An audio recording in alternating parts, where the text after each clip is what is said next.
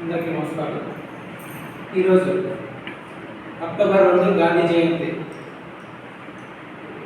సందర్భంగా మరిపడిసి సచివాలయ కేంద్రంలో సచివాలయ సిబ్బంది మరియు గ్రామ పంచాయతీ పెద్దలు రాజకీయ నాయకులందరూ కూడా ఈ గాంధీ మహాత్ముడికి నివాళులర్పించే కార్యక్రమంలో పాల్గొన్న ధన్యవాదాలు. మహాత్మా గాంధీజీ 1969 అక్టోబర్ 2న గుజరాత్లోని పోర్బందర్ గ్రామంలో జన్మించారు. ఈయన బాల్యం నుంచి కూడా మేధావి. ఈయన ఉన్నత చదువులకు బ్రిటిష్ ఇంగ్లాండ్ వెళ్ళి ఉన్నత చదువు బారిస్టర్ చేసి నుంచి భారతీయులు ఎదుర్కొంటున్నటువంటి అప్పట్లకు బ్రిటిష్ వారి చేత అవమానాలు ఈయన కూడా ఎదుర్కోక తప్పలేదు. ఈయన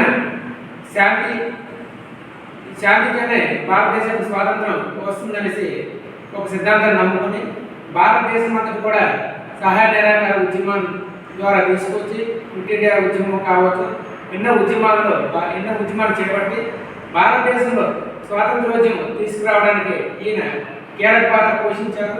స్వాతంత్ర సమరయోధులు అగ్రగణ్యులు, జాతీయులుగా పేరు పొందిన మహానీయుడు. అటువంటి మహానీయులకి ఈ ఒక్కరోజే కాకుండా ఈయన చూపిన మార్గాల్లో మనము ఎల్లప్పుడూ నడవాలి.